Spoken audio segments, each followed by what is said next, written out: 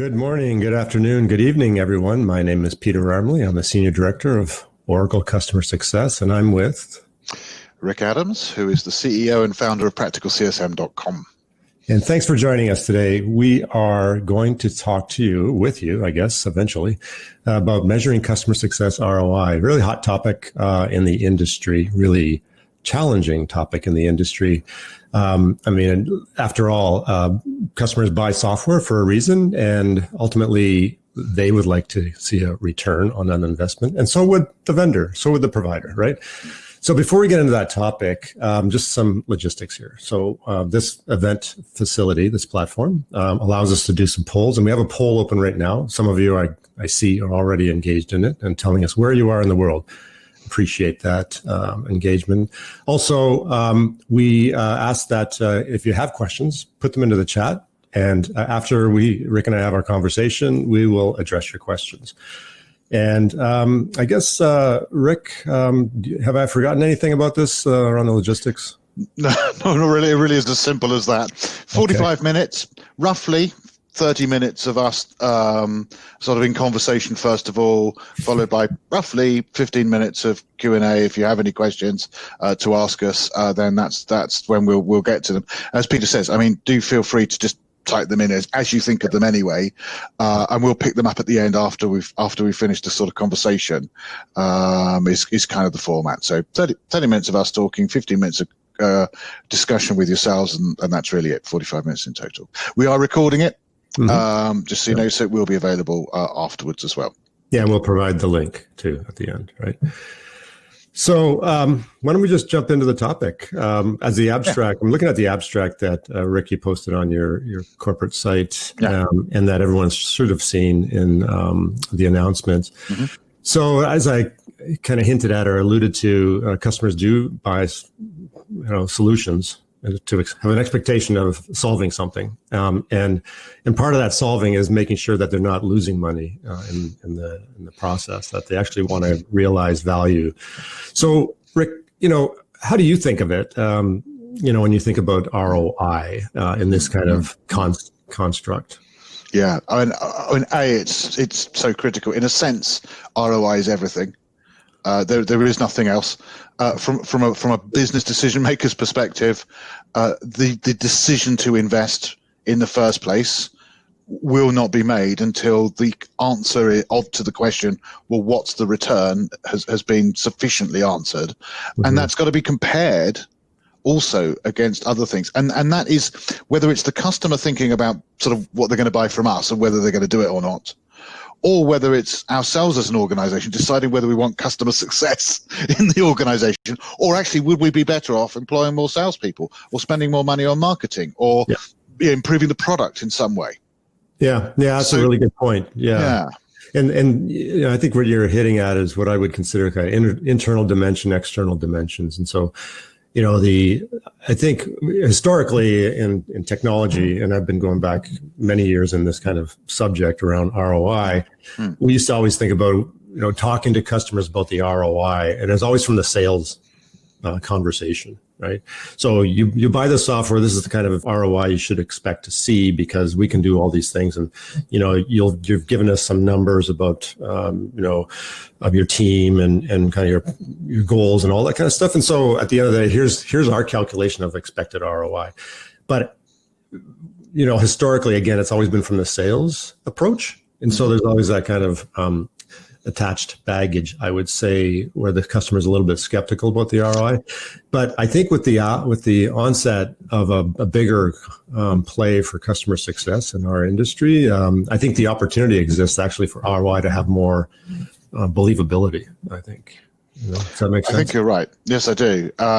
So certainly from the environment that I've worked in, a lot of the time, you're quite right. In the pre-sales environment, either marketing or sales, it could be either. So it could be on the website, or it could be a salesperson actually using it with a customer, further down the field. But one way or another, out comes like an ROI calculator. Yeah. Okay. And as soon as you bring one of those out, you can see in the eyes of the customer that they don't believe a word of it. because obviously that ROI calculator has been very carefully put together to show how amazing it would be if you purchased our product. There's no so I think you make a really good point, is that there is a difference between sales and customer success. And that difference is that it comes after the decision. It is, and that is actually, although it may seem like almost silly or tiny difference, right? Just a little bit later, even a fraction of a second later, it's after the decision. The decision is no longer being influenced. Yeah. And that is like the key to a different relationship. Absolutely.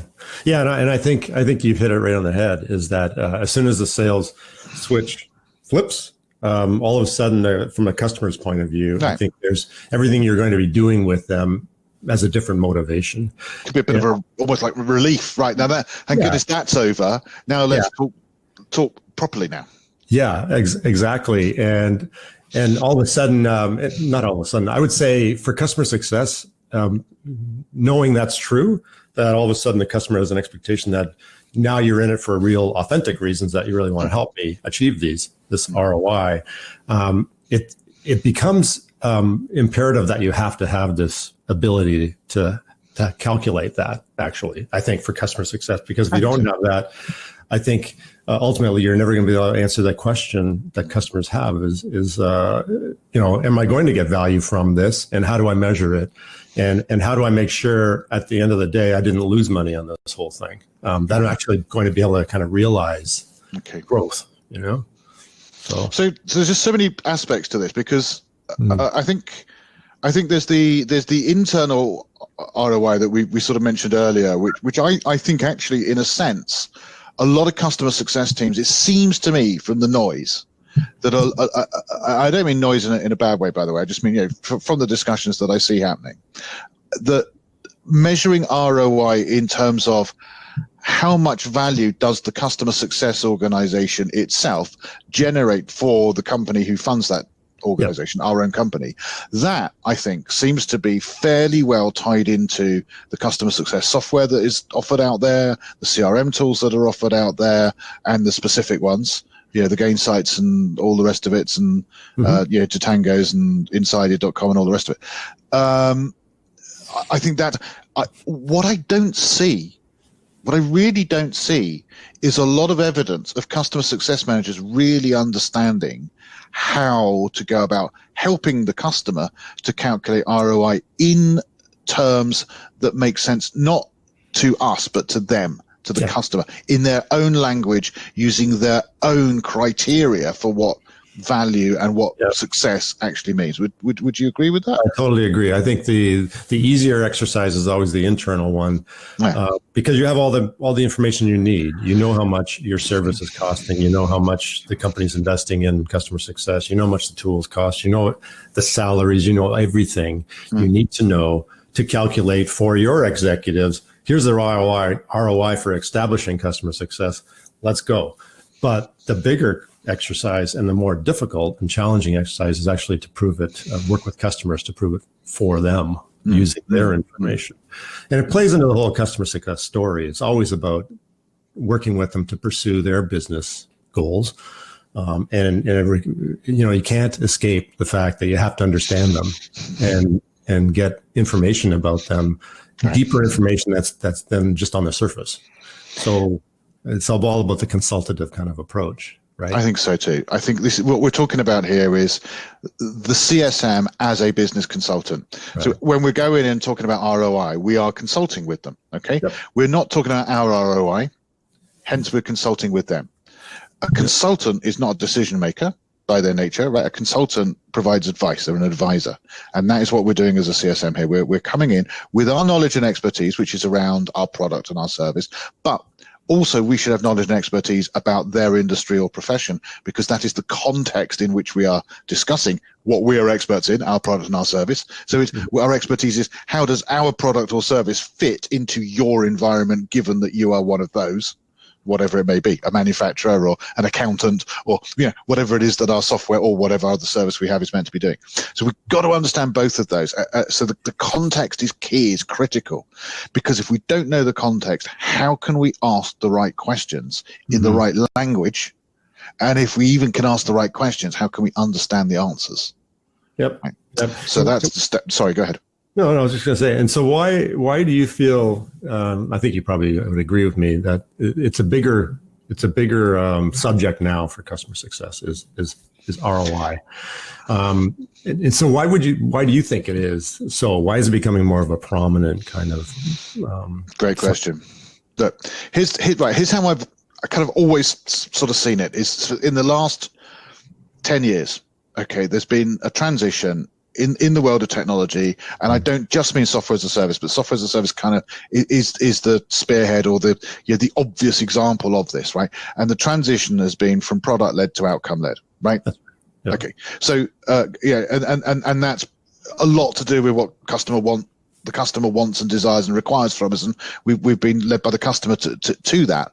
But my point is this: is right. If you are selling a product, right, then having sold the product, here it is. This is the product for you. Here's the features. Here's the functions. Blah blah blah. What have you got to deliver? You've got to deliver the product. All right. So post sales, your focus is on good delivery of product, which means customer service and making sure if something goes wrong that you fix it and all that.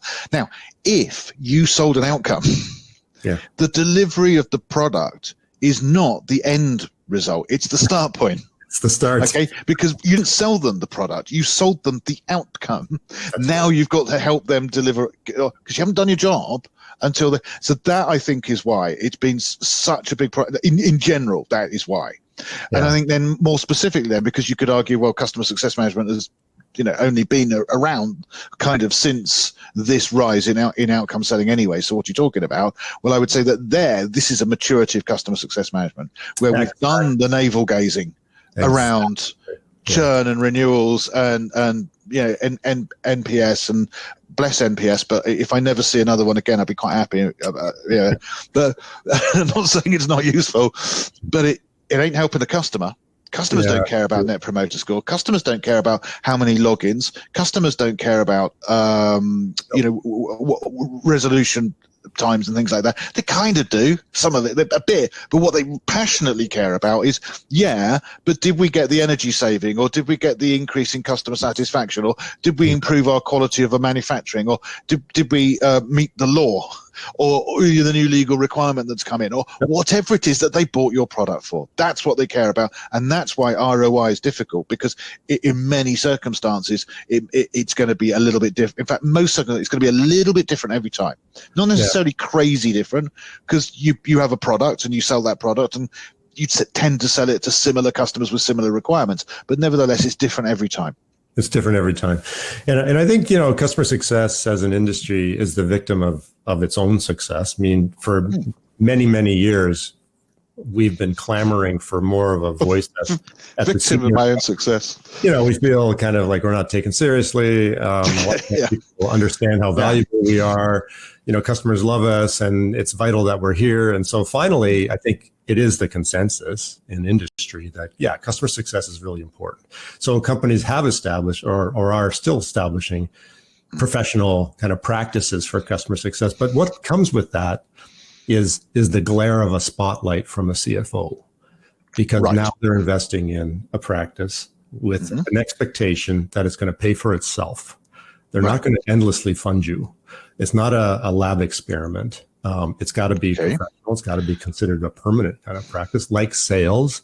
Like we always say, we want to be a peer. So then let's stand up and grow up and accept this responsibility that we have to actually prove the service value. Now so I agree with you, and I completely disagree at the same time, just to be awkward. Okay. So what I mean by that, Peter, is we're going to fight. Look, right? Yes, yeah. So if you don't mind, just get the jacket off. What I mean by that is like, I totally agree that we've got to become a mature part of the overall organization. So we've got to be a mature organizational unit that knows how to show its value. Yeah. So we can prove our ROI. I absolutely agree with that. What I disagree with is that it's got to be the same way that sales do it. Because name one other department. So I agree with that. Because there is you can't say, well, you got to bring in money like sales do. Okay, well, so do your finance team bring in money? Do your legal team bring in money? Do the people who make sandwiches bring in money? Do the people who sweep the floors bring in money? Do the people in manufacturing bring in money? No, they all spend money. The only people who bring in money, actually, where money comes from, not the salespeople, it's the customers. Right. Okay. Right. The salespeople happen to be at the end asking for it and negotiating it. They do not bring the money in. Right, we all bring the money in through our combined efforts of R&D making great products, and manufacturing making great products, or whoever it is, developers making great products, marketing, evangelizing and proving how great they are, salespeople going out there and prospecting and finding leads and negotiating the deals, and customer success managers helping the customer to make success out of it so that they want to buy more of it. Well, that's ultimately the goal, right? It's all part of that. So that wodge of money that sales brings in isn't because of sales. It's because of everybody, including sales and including customer success management. Mm-hmm. So we can't measure ourselves on that. That's an overall how we're all doing. Okay, if one part of that change, rubbish product, doesn't matter how good your salespeople are. That's right. Okay, rubbish sales, doesn't matter how good your product is. No, I completely agree. And so it's not a fight that we're going to have, actually. So it's more like we have to be seen as equally accountable for what we do. For what we do. The part in the value chain that we do. Right. This is a value chain. Of accountability. And I accept it as a customer success leader. I actually expect it and welcome it, because that forces us, our practice, to really refine what we do so we get better and better and better at actually demonstrating and proving that value with customers. Which I would suggest is things like, how much more quickly do customers start to attain value because of a CSM intervention? Yeah. So if they were left to their own devices, how long does it take them to see value start? And also, how long does it take them to get to zero, time to zero? So at what point do they break even with customer success, without customer success? At what time do they tick the box to say, we are now at a level where we're achieving the outcomes that we desired? So that's the kind of ROI that I think that a CS team should be measured against the baseline of no CS happening. Yeah, I mean, I love our conversations, Rick, because we always end up at science. Right, that's interesting. I hadn't thought about that. You need to measure, right? You need to measure ultimately. Maths anyway. Really So ROI, in my opinion, is an inescapable area for customer success to focus on in a big way. You can't really put it off to another time, because if in the absence of the ROI, you can't answer that question from customers. What can I expect, and when can I expect it, and what am I going to be? Help me understand the calculation for how long it's going to take, as you kind of are saying. And is the effort going to be worth it in the end for the achievement of these goals? So it's a tough challenge. But like anything else, I think you can do it 100% manual, but there are other ways to kind of improve the efficiency of the ROI exercise. Definitely. As you grow your practice, you get better at it, and you hire people who maybe even focus on the kind of getting those insights to help the CSMs. Deliver that. And then when we look at the measurements that we're taking using our customer success software, which I was cynical about earlier, and I apologize for that, but actually they are really important, because they then start to make sense in the context of what we're talking about. Because now we can say, because renewals are at this level, therefore company revenues are at this level, and this is what we're doing, and this is the value that we're adding to the company. But you've got to understand where all that's coming from, which starts with actually, what ROI are we generating for the customer? And that is a consultative approach. No, you made a really good point about that, and I think what you're saying too is that the more you do it, the better you get at it. And the more something that you may have kind of just diminished in terms of value before, like a tool or a process or something, all of a sudden you realize, oh my God, that's actually pretty important. And so I think again, the more you do these exercises, the better you get at. You can refine your abilities, and actually you can think of it as kind of a creative process too, and which weaves itself well into the whole business consulting kind of philosophy, where you need to kind of think open-ended. You approach customers with a really open-ended kind of attitude and open-ended questions to kind of get them to provide you with the information you need. And you should look back at your own practice that way and say, okay, we've got all this information that's coming in. What else can we learn from the stuff we've already harvested, but we didn't really leverage? So I think this is really, I think the ROI subject and exercise can be critical for growing not just your customers' belief in you and your solutions, but actually in your own practice. It can actually improve your practice over time.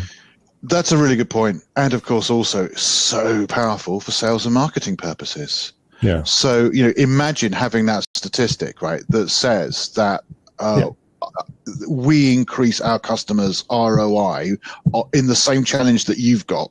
Mr. or Mrs. New, and you throw the numbers, right?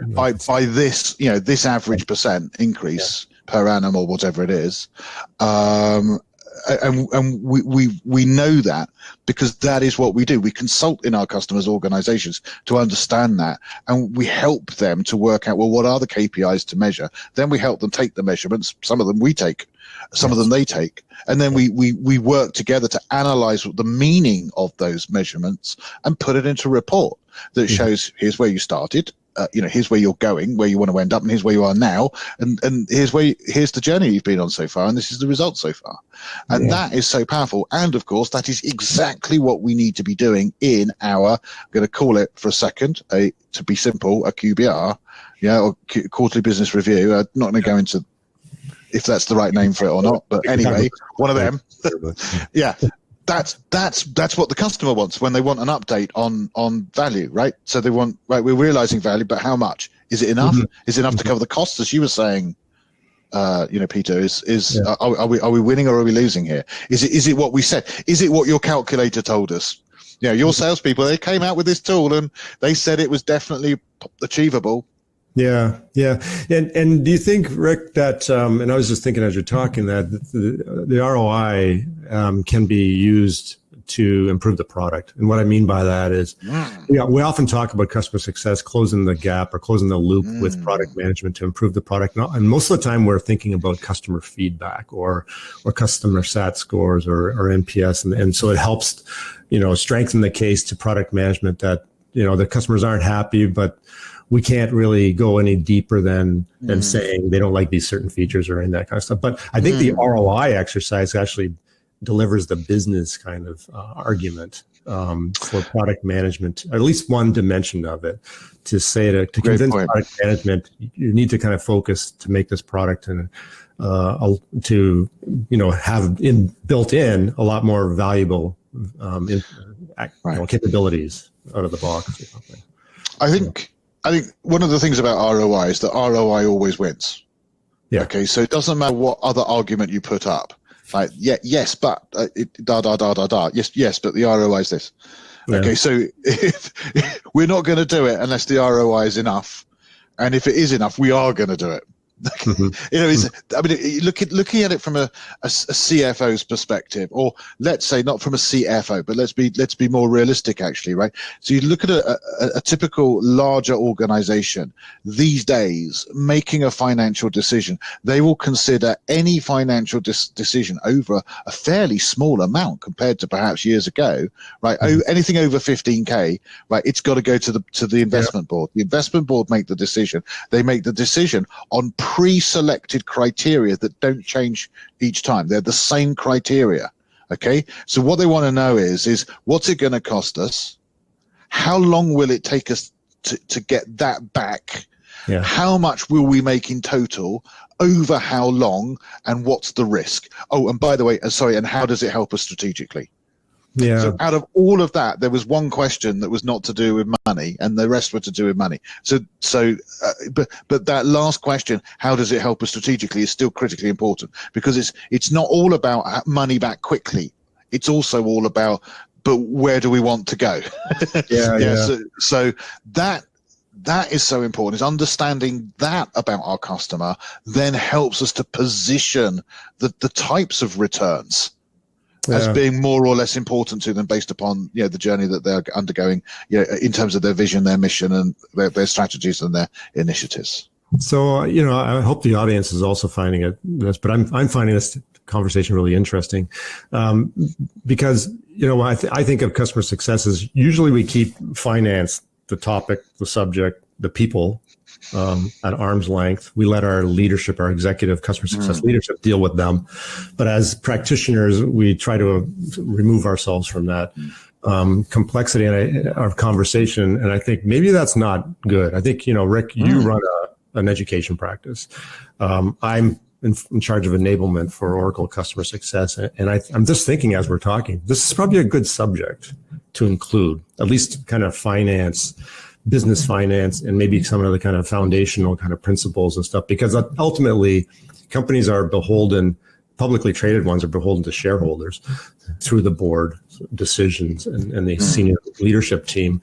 And, I have a niece, I'm old enough to have a niece who is a CFO for a major US company. Right. And it startles me to actually say that, but she is. And we've had conversations, and it's interesting for me to hear her perspective of investing in organizations. So everything you said is exactly right. It's got to be a process. It's got to be, people, if you want to invest in something or have funds directed to you, you have to be able to answer a lot of questions. And this is, and thank you for mentioning it, because our certified CSM professional program, the entirety of module 2, there's 10 modules, the entirety of module 2 is business fundamentals for customer success managers. There you go. And then when you get to, I think it's module 8 from memory, yes, which is around value realization for the customer. Focusing on value realization for the customer. There's a little bit about ROI for ourselves, but mostly it's about for the customer. There's a lot there about, well, how are you going to go about creating some kind of report in your business reviews that makes sense and that incorporates both financial information for those who are financial decision makers, but also business information for business decision makers. So, for example, it may be that this is going to senior decision makers at the C level who are in charge of finance, but it might actually be going to a function head who is actually doesn't really get involved in the financial side, but does get involved in quality or efficiency or productivity or those sorts of issues. And that's what's important to them. And that's ROI. Okay. Yeah. It's just completely different things in the report. Okay. So who are you reporting to? What does ROI mean to them? Because it might mean something very, very different. And this is so important. If you don't, as you said, if you don't understand the basic principles of business finance, I would say any customer success manager that wants to go beyond sort of junior role and wants to become a senior CSM, go and do like a mini like business academic business training course, such that you can get like for free, like on a MOOC, one of those sort of MOOCs where the best universities in the world will deliver a very small MBA for free. Do it. And by the way, for the audience, that was not a lead in. I didn't mention all that just so Rick could talk about his business. But I think it's and it's funny because I actually reviewed your book before it was published, Rick, and I forgot about that part of it. But I'm glad it's included in your business and your practice and your certifications and stuff. But I totally agree. I think there needs to be an element more and more for customer success managers to understand. And similarly, I think it also helps us internally, because as a more senior customer success manager, and obviously, the focus of these talks that we're having is on customer success strategy. So, I think we are aiming more at senior at these particular conversations. Is what we're saying here then is it gives you it gives you the opportunity to not just be a customer success manager, but to be part of your organization's management team. Yeah. And to me, there is a big difference, right, between people people who do a function, and that's what they're specialists in their area, and they do the jobs they're tasked with, and people who get it at the business level, who are part of or who aspire to be part of the senior management team, or at least who report to them and speak their language. And that's really, really powerful. I mean, really powerful. Very powerful. It's an excellent point. And I think, when you get more into it, then I think people have a stronger appreciation for why change management as a process, as a kind of a really good rigor around that, is so critically important. We should definitely cover change management. As you were just saying about what topics should we do for January onwards. I think change management should definitely be one of them. Yeah, I think that'd be a very cool idea. All right, I noticed that we've just hit the quarter to the hour, so we've been talking for 30 minutes. So we haven't had any questions come in, that said. So if anyone does want to ask any questions, we can carry on talking anyway. I know the one thing about Peter and I is we can talk to each other till the cows come home without any issues whatsoever. So if you do have any questions you want to ask, feel free to do so. But meantime, I wanted to ask you actually, Peter, I mean, going back to so how do you calculate ROI? I mean, to me, this is going to be really basic, so apologies, but this is like 101 is like, you can't calculate the ROI unless you know where you are currently. That's right. And you've got some idea of where you want to be. That's right. So there's like in consulting, you talk about as is and to be and gap analysis, right? Yeah. I wonder if you just had any thoughts on that in terms of how that fits in with our ROI. Are we talking about internal ROI or external? I think either, to be honest. Yeah, but I was thinking about internal. But I was thinking about either. Yeah. The way I think of it, the internal one. I've been through this exercise quite a few times, and so you're right. You have the as is, and then the to be, and the to be. You just have to factor in. If you're going to invest in a piece of software or a tool or something, then you can extrapolate, low case scenario or high case or whatever, like best case, and you have kind of three variations of those things. And say if we invest in this software, and we should be able to realize 3 times the productivity for our CSMs, because it'll allow us to reduce the amount of time it takes. Often with the support organization, it's easy to get a lot of data. You can kind of figure out and put those in the calculations. For CSMs, ultimately, I think leaders are trying to figure out, is it worth an investment, let's say in a tool, if it's, how will it impact our ability to kind of reduce churn, improve retention, maybe even accelerate some growth. You do have to have some guesses there, but if you have enough capabilities within the tool that it can touch on certain things, like onboarding and like the ability for maybe some automation to quickly kind of produce templates around quarterly business reviews or success plans. That saves time. It'll improve the productivity of a CSM, and then you can start making some decisions around.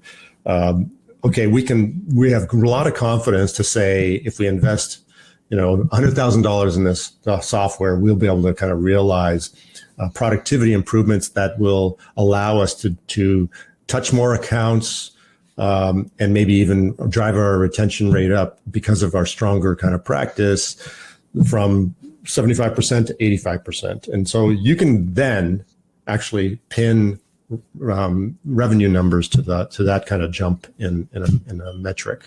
So I think you have to actually go through that level of detail to really start building a case that kind of justifies or proves your ROI calculations. And that's what a CFO would kind of expect you to produce or find. And actually, on that note, we just had a question come in, which is in terms of internal ROI of the customer success team, who should the customer success team be reporting their ROI to?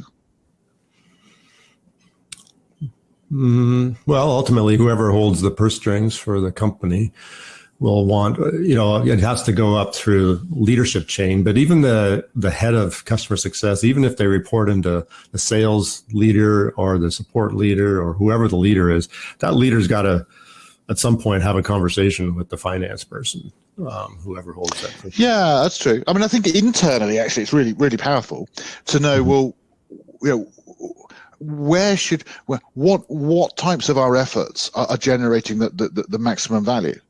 Where are our opportunities for increasing those? So it's quite handy actually to be able to have an overall ROI, but also to be able to then break it down into its constituent parts to understand it. So this information actually, from the team's own perspective, I think could be really, really valuable, even if.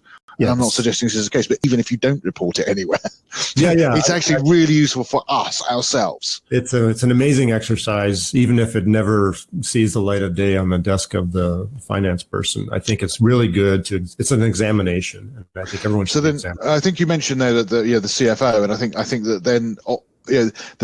Whoever is making the financial decisions, whoever is funding customer success, is almost certainly going to want a report that says, well, what am I getting for my money?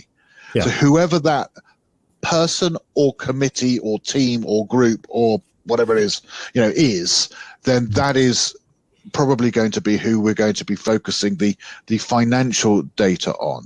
However, I would also suggest that it is very much in the interests of customer success. You know what you were saying earlier, Peter, about, sales does not have to argue its position on the table because it's really important and everybody recognizes it because they're the ones who are that end of the chain that brings in the bacon, right? So, okay, I agree with that.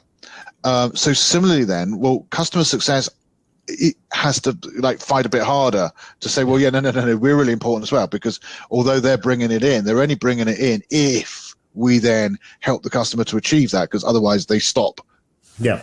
And in today's as a service world, that means we're not going to get anywhere, et cetera, et cetera, et cetera. So, so that being the case, then we've alongside the financial case to the CFO needs to come an equally strong.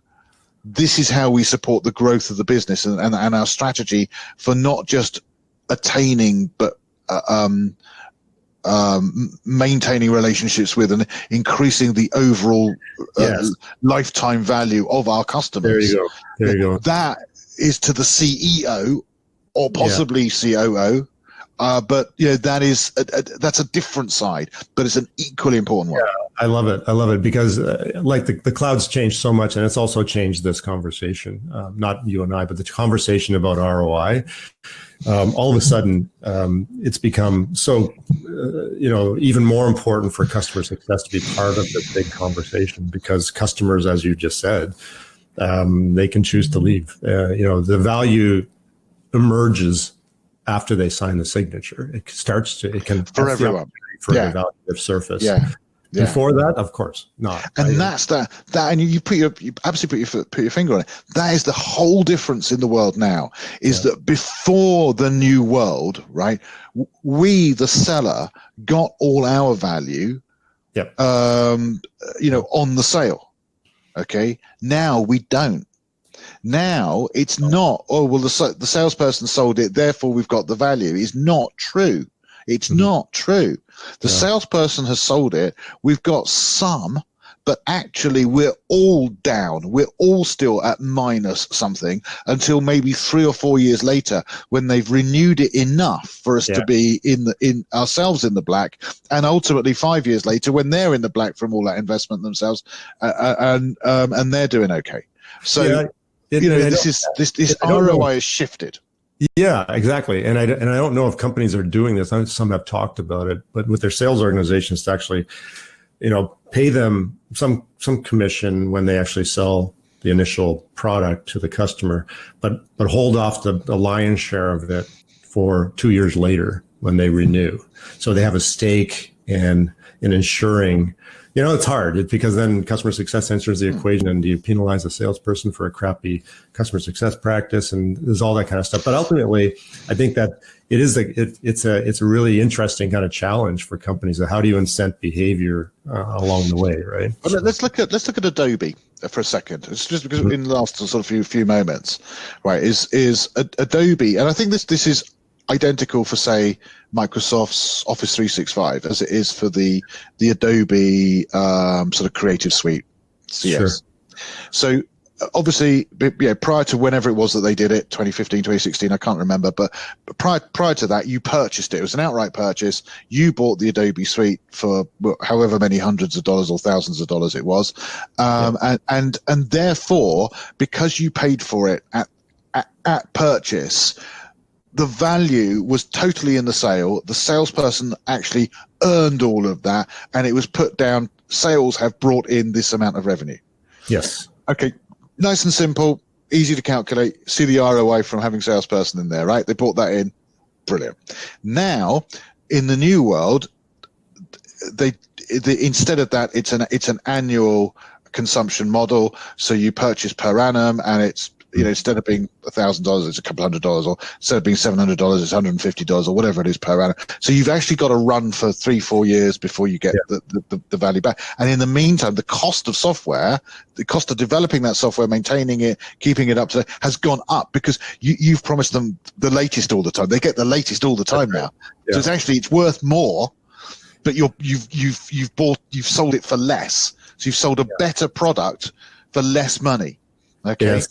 Yeah. Then customer success comes in, right, and helps the customer to see, yes, but you're getting all of these extra things, and you can do all of these extra things with those extra things. That means you're going to get ROI, and by showing them the ROI that they're getting, i.e. we've got to be masters of customer ROI, external ROI, we then generate the internal ROI because they do renew.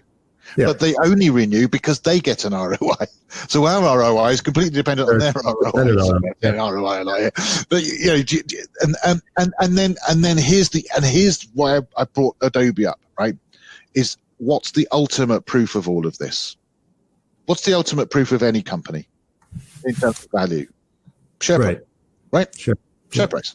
Okay, so what happened to the Adobe share price? Soared up, went absolutely wild. So it was like when at the time it was like, oh my goodness, what are Adobe doing? Is that a good idea? Yeah. And loads of creative people go, well, I don't like this. I hate it. I want to own it. Yeah. But they were the poster child. Yeah. It was like, I don't know, went through the roof. Yeah. That's a really good use case, and it's, I'm sure, taught in many MBA schools. It's a classic example of how it can be done. And I love it because ROI, in my mind, it becomes more than an acronym now. So, what I mean by that is, again, in my past, I've gone through these exercises. When I was part of the sales organization, we had to do a lot of these kinds of things, but it was never really from the customer's perspective. Ultimately, it was really about what ROI can we achieve. Peter, if you went to an investor who was an investor in your company. And I'm thinking here, not you, because you're Oracle. Yeah. Forget Oracle. Yeah. It's a different world, right? But if you're like a normal SaaS company who's privately owned, and and half of it is equity owned by VCs. Right, you go to one of those venture capitalist investors and say, I've just doubled the lifetime value of every customer. They're going to go crazy wild. Yes. They're going to be absolutely delighted. They now know that in 5 years they're going to be able to, or in 3 years they're going to be able to float the company on the stock exchange, or they're going to be able to sell it to a bigger company, or because they now have something that is, even though you can't do it in share price because you're not publicly traded as a small SaaS. But I tell you what, it comes to the same thing. You go and talk to those investors about what they want, and you say, well, we've tripled the lifetime value of an existing customer and doubled the longevity of that customer.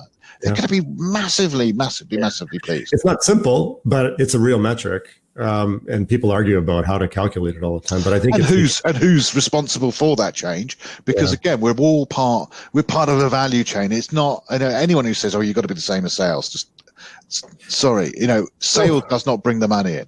We all bring the money in. Yeah, that's excellent. That's a really good, and it's probably a good way to kind of conclude the conversation. I think absolutely. Minutes. I've started shouting, so it's probably easy to just shut up. So, a couple of things. I'm just going to put it in the chat window. I don't know if there's anyone who can see it in there, but that is the link to register for the December event. So so the December event, just to remind myself, it's what should the CS function do? Okay, so we're going to have a 30 minute, same thing, 30-minute conversation followed by 15-minute Q&A. Thank you for your questions this time, and we are same format next time. On that topic, so grab it there. And just finally, if I may, I have another link here. Let me just grab it, which is to a YouTube video, which has literally just come out, I think, today, of our October event. What was our October event? Scaling customer success. Yeah. So that's the link to go and watch the recording of last month's webinar, myself and Peter. Obviously, you've just listened to this. This one will become available at some stage, and we'll certainly will announce it obviously in the December one. So that December, what date are we doing in December? Do you know? December 16th. You've got a good memory. We got it in front of me here. So. Yeah, there we go. Same time, 4:15 for the UK, 5:15 in Europe, 11:15 in Eastern Standard, and obviously 8:15 if you're on the West Coast. Excellent. Good. Thank you, everybody, for attending. Really appreciate your taking time out to join. Thank you as well, Peter. Always enjoy conversations with you and look forward to the next one. Yeah. Okay. Bye for now. Take care, everyone. Bye-bye.